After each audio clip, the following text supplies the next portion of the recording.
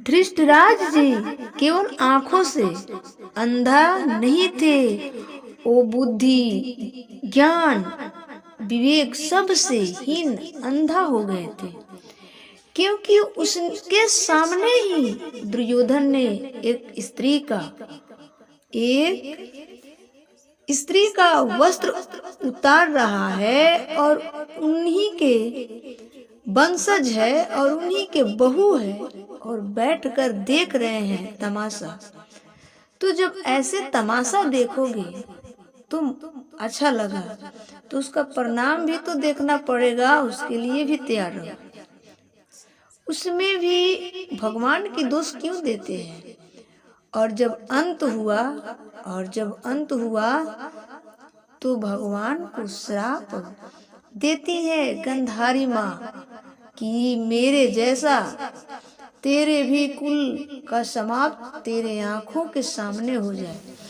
अपनी गलतियां नहीं देखती है। यदि दुर्योधन को डांटे होते धृतराज जी ने, गंधारी माँ ने, कि बेटा ये गलत है, तो शायद महाभारत का युद्ध रुक गया होता। लेकिन दुर्योधन ऐसा दुष्ट था कि वो डांट के योग्य भी नहीं था, इसलिए अपने संतान को सब कुछ दो या मत दो पर संस्कार देना जरूरी है। यदि बेटा दुर्योधन हो गया तो माता पिता को भी उसका सजा मिलेगा। तो बेटे को दुर्योधन ना बनाया करो, बनाना ही है तो अर्जुन बना दिया करो।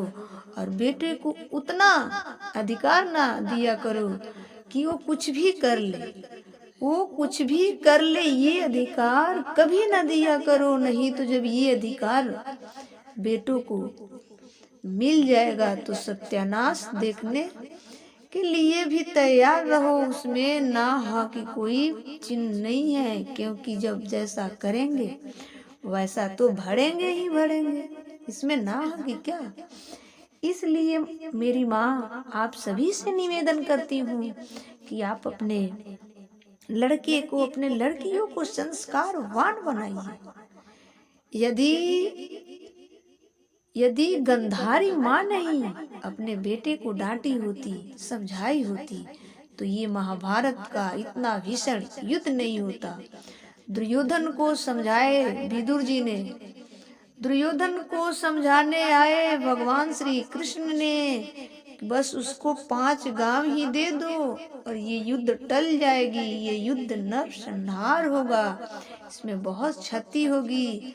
पर दुर्योधन ने किसी का बात नहीं सुना, ना किसी को माना, और नहीं माना तो कुल का नाश, समूल विनाश हुआ। और समूल विनाश हुआ तब गंधारी माँ ने भगवान श्री कृष्ण को श्राप दे रही है, मेरी माँ जब आपके बेटे अत्याचार कर रहे थे तब कहाँ थी?